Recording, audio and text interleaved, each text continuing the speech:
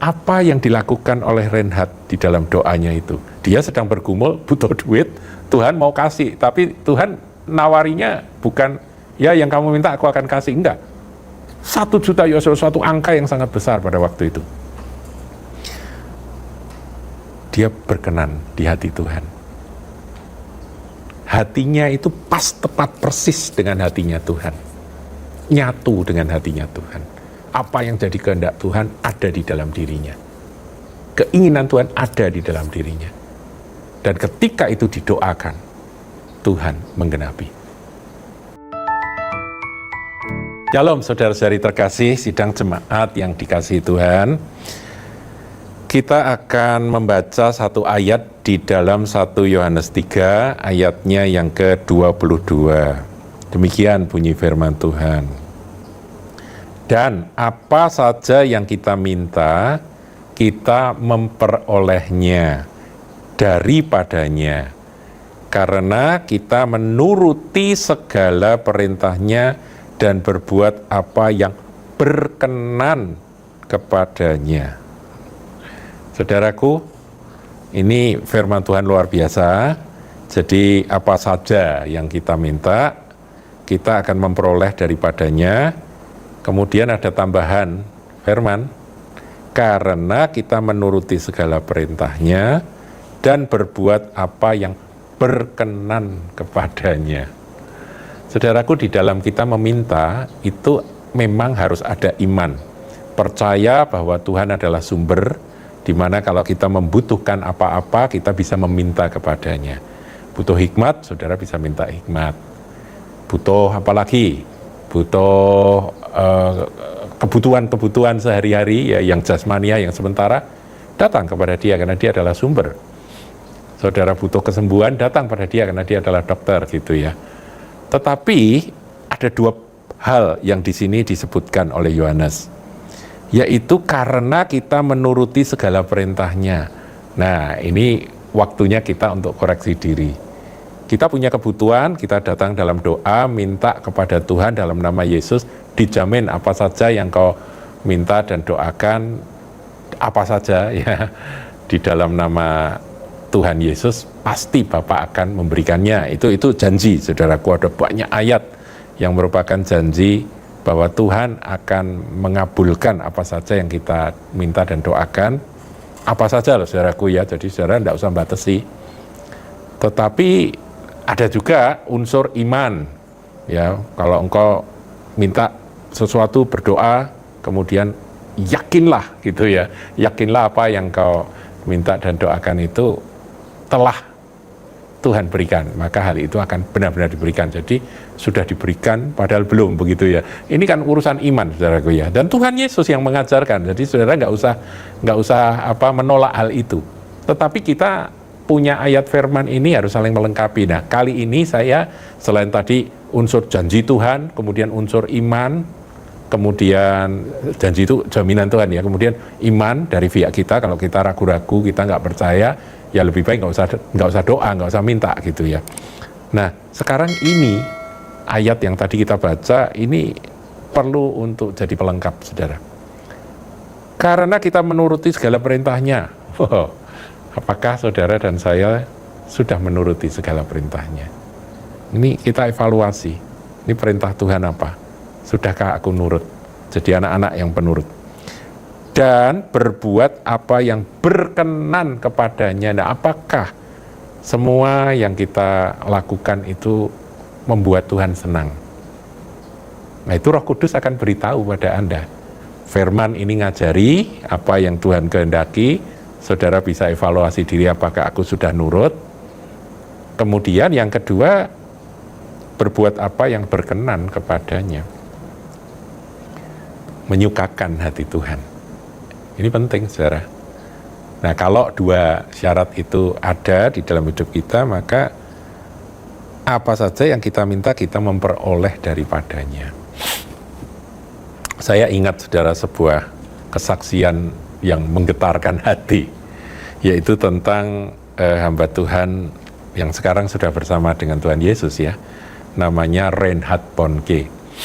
Dia adalah seorang penginjil terbesar, saudara, di akhir zaman. di penghujung zaman, karena dia dipanggil oleh Tuhan untuk memberitakan Injil di Afrika, di benua orang-orang kulit hitam, dan luar biasa, sampai puluhan juta, ya 72 juta kalau tidak salah, tercatat orang-orang yang menerima Yesus oleh pelayanan dari Reinhard Bonnke selama beberapa dekade. Nah, hamba Tuhan ini bersaksi, pada suatu kali saudara dia membutuhkan uang. Saya tidak ingat ya apakah 25.000 US dollar atau berapa begitu untuk urusan perpanjangan kontrak kantornya kalau nggak salah. Dia benar-benar butuh uang itu, ini awal-awal dari pelayanan beliau. Dia berdoa, dan tiba-tiba dia mendengar suara dari Tuhan. Tuhan bertanya seperti ini, Reinhard, kalau aku memberi kepadamu 1 juta US dollar, kamu mau terima atau enggak? Dia mintanya, ya kalau nggak salah itu 25.000 US dollar. Tapi Tuhan berkata, kalau aku kasih kamu 1 juta US dollar, bagaimana?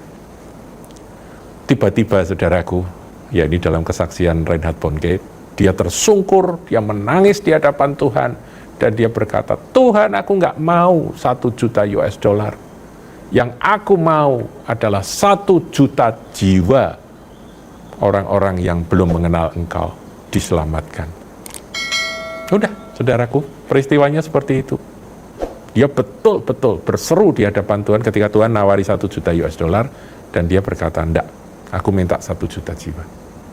Nah, apa yang dilakukan oleh Reinhard di dalam doanya itu? Dia sedang bergumul, butuh duit, Tuhan mau kasih, tapi Tuhan nawarinya bukan, ya yang kamu minta aku akan kasih, enggak. 1 juta US dollar, suatu angka yang sangat besar pada waktu itu. Dia berkenan di hati Tuhan. Hatinya itu pas, tepat, persis dengan hatinya Tuhan. Nyatu dengan hatinya Tuhan. Apa yang jadi kehendak Tuhan ada di dalam dirinya. Keinginan Tuhan ada di dalam dirinya.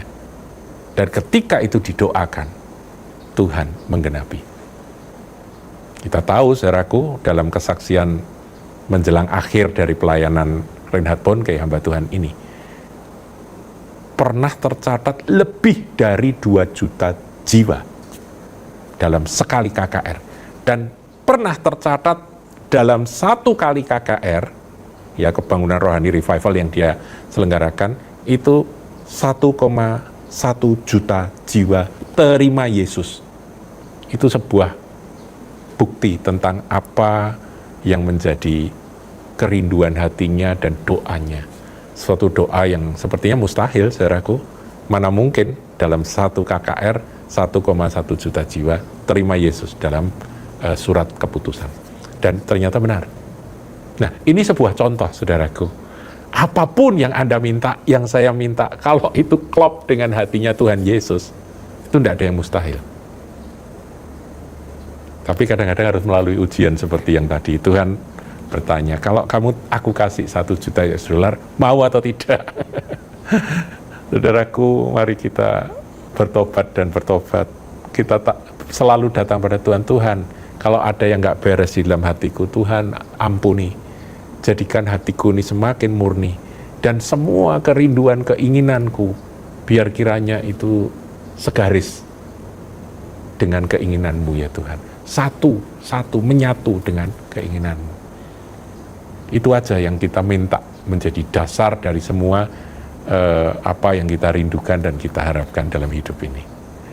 Nah, satu hal, saudaraku, ini sedikit menyimpang. Di dalam Tuhan itu akhirnya memberikan 1 juta jiwa, ya, dalam sekali KKR. Itu kan cuma suatu kejutan, saudara. Padahal dalam KKR yang berpuluh tahun dia selenggarakan di Afrika, itu sampai di atas 70 juta. Semua yang terima Yesus. Itu sudah menjawab apa yang menjadi kerinduan Reinhard Bonnke berlimpah-limpah. Dia mintanya 1 juta, Tuhan kasih sampai 70 juta lebih. Nah, tapi ini penting, saudara, untuk Anda juga pahami. ketika dia KKR, sampai ada 2 juta lebih terkumpul dalam suatu tempat, satu lokasi yang sangat luas, itu biayanya kira-kira berapa menurut Anda? Jutaan dolar, saudara, karena itu terus-menerus kan. Dan itu sudah tidak dibahas lagi. Sudah bukan menjadi doa dan pergumulan doa dari Reinhard Bonnke lagi. Di awal dari pelayanannya dia sempat hanya untuk beberapa ribu dolar, dia sampai begitu bergumul dan dia menjerit minta Tuhan berkati dia dengan uang itu supaya dia bisa memperpanjang akan kontrak kantornya. Itu dulu, saudara. Tapi ketika Tuhan melihat kesetiaannya, melihat bahwa dia menuruti segala perintahnya dan berbuat apa yang berkenan kepadanya, menurut saya 1 juta US dollar terlalu kecil, saudara. Saudara lihat aja di video-video di YouTube dari KKR-nya Kebangunan Rohani yang diselenggarakan oleh Reinhard Bonnke. Bahkan sampai sekarang dilanjutkan ya oleh Daniel Kolenda, penerusnya itu juga masih seperti itu, saudaraku. Jadi saya tahu gitu Tuhan itu seperti apa, ngerti gitu, saudaraku. Tuhan itu urusan materi, urusan jasmani itu tuh bagi dia kecil. Tapi dia ingin hati Anda, hati saya. Itu yang lebih penting. Apakah bisa pas klop dengan hatinya dia? Ini sharing, saya harap bisa memberkati Anda semua. Tuhan Yesus memberkati.